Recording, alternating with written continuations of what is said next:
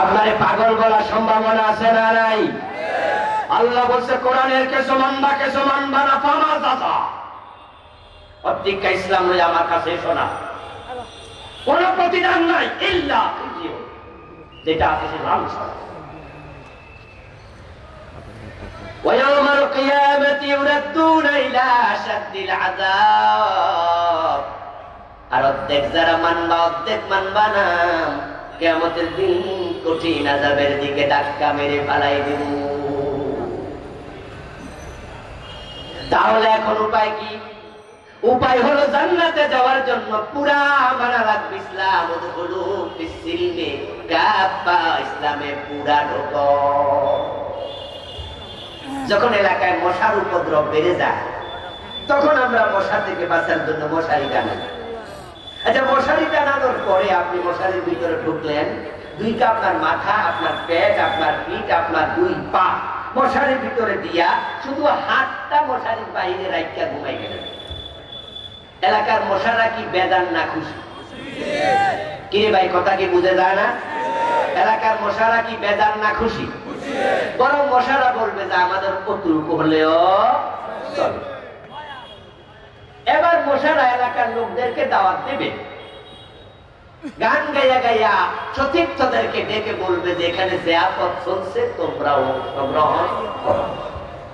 এবার বলুন তো, আপনার হাতের মাঝে যদি মশা হুল বসায়, ডেঙ্গু মশা আছে, কলেরার জীবাণুবাহী মশা আছে, আরো কত ম্যালেরিয়ার মশা আছে, ওটা যদি হাতে জীবাণু দেয়, আপনার বাকি অংশে ট্রান্সফার হওয়ার সম্ভাবনা আছে কিনা?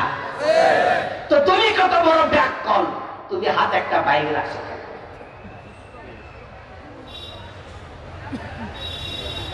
আল্লাহর জান্নাতে যাওয়ার জন্য ইসলামে ঢুকলেন, ঢোকার পরে আবার কিছু মানেন না, আপনি কত বড় ব্যাককল। কাদিয়ানি একটা মানলো না, ঈমান শেষ। ইবলিস শয়তান একটা মানলো না, তার ঈমান শেষ। আর আপনি গোসল সকাল বেলায় ঘুম থেকে উঠে ওযু করে নামাজে দাঁড়ায় ইবলিসে গালাগালি শুরু করেন।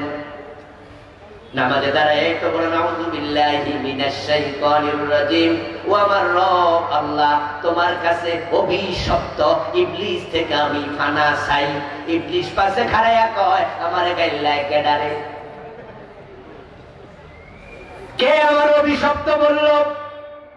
আমি যদি আমার রবের একটা আইন না মাইনা অভিশপ্ত হই, তোরা তো ডজন ডজন মানুষ না, এই তো তোর পকেটে ঘোষের টাকা আছে, তোর গায়ের জামার মাঝে সুদের টাকা আছে, যে জামার মাঝে খাড়াইয়া নামাজ পড়স, এটা তো মালে বেতন দিয়া কিনছ, ঠিক না? বেড়া তোর পেটে হারাম, তোর গায়ে হারাম, তোর রক্তে হারাম, তুই খাস হারাম, তুই বোন ঠকাস, ভাই ঠকাস, তুই সুদ খাস। হাদিসে পাওয়া যায় যে রিবা 73 বাবান আইসারুহা ইয়ানকিহু রাজুলু উম্মাহ। সুদ খেলে 73টা গুনাহ হয়, সবচেয়ে ছোট গুনাহ নিজের মায়ের সাথে জিনা। আর তুই বেটা আমার কথা বলুন, আপনি যখন আউযু বিল্লাহ পড়েন, অভিশপ্ত শয়তানগণ, শয়তান খুব রাগিয়া যায়, পারলে ফিরাইতে হবে না। আল্লাহ সেই ক্ষমতা দেয়নি। আমাদের অবস্থা হয়ে গেছে ঠিক তাই। চালুনি সুয়ের দোষ ধরে, চালুনি যেটা দিয়ে সেকে আমরা পিঠা বানাই না, চাল গুঁড়া কইরা, ওটার মাঝে ছিদ্রের অভাব নাই, ওই চালুনি সুইরে জিগায় তোর পিছনে ছিদ্র কেন? তখন আবার সুই কই কি জবাব দিব নিজেও বুঝি না, তোর তো পুরা গায়েছে। ইসলাম পরিপূর্ণ মানার নিয়তে এগিয়ে আসুন। এশারের আযান হয়ে যাচ্ছে, আমরা সামনে আগাবো না, ইনশাআল্লাহ নামাজের পরে আলোচনা ধারাবাহিক চলবে। আজকের মতো এখানে শেষ করছি। আল্লাহ আমাদের পরিপূর্ণ ইসলাম মেনে চলার তৌফিক দাও, যেখানে ভুল হয় তওবা করার তৌফিক দাও, বলেন আমিন। তাকে আজকে কালেমা দিয়ে শাহাদাত আজকে পাঠ করবেন আজকের প্রধান মুফাসসির ডক্টর আল্লামা আবুল কালাম আজাদ ভাষণ। ওনাকে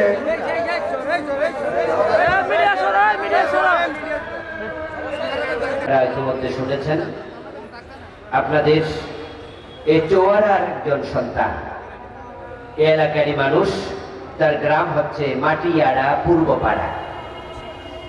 তার আগের নাম ছিল আদিত্য পাল, তার বাবার নাম বিজয় চন্দ্র পাল, মায়ের নাম জন্না রানী পাল।